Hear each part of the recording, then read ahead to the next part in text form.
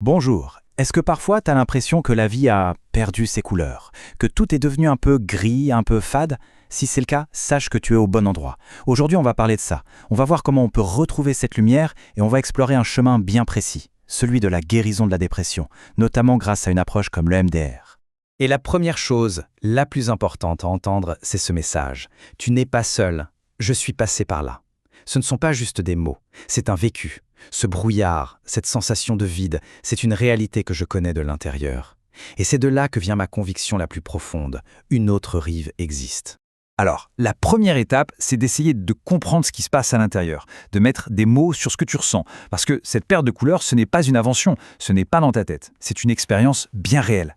Et ça, c'est absolument crucial de le comprendre. Ce n'est pas une faiblesse, c'est une maladie. Vraiment.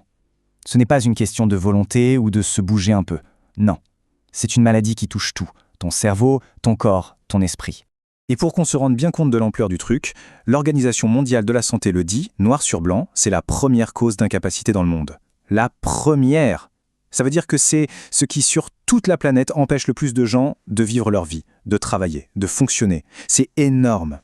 Plus de 300 millions de personnes. Imagine un peu, c'est une population immense, une sorte de peuple invisible qui partage la même souffrance, donc vraiment, tu n'es pas seul là-dedans. Et si on regarde juste en France, le chiffre est tout aussi parlant, 1 personne sur 5.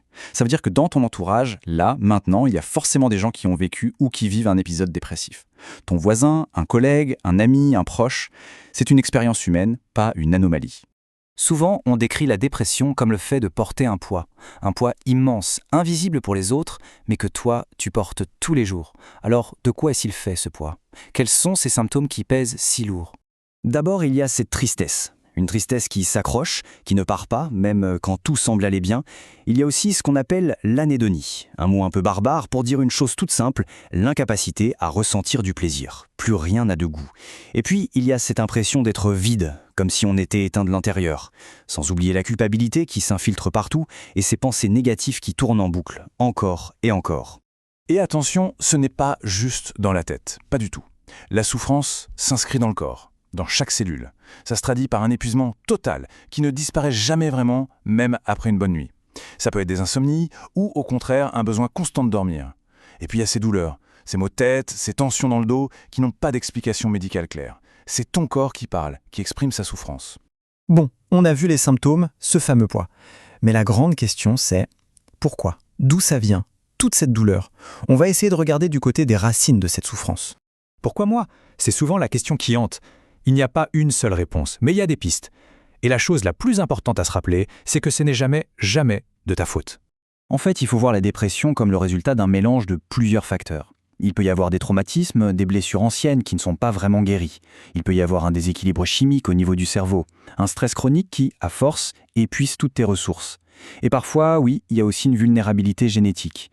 Mais attention, ce n'est pas une fatalité, juste un facteur parmi d'autres. Ok, on a pas mal exploré l'ombre. Maintenant, on va allumer la lumière. Parce que le message central le plus important de tous, c'est que la guérison est possible. Et il existe des chemins concrets pour y arriver, comme la thérapie EMDR.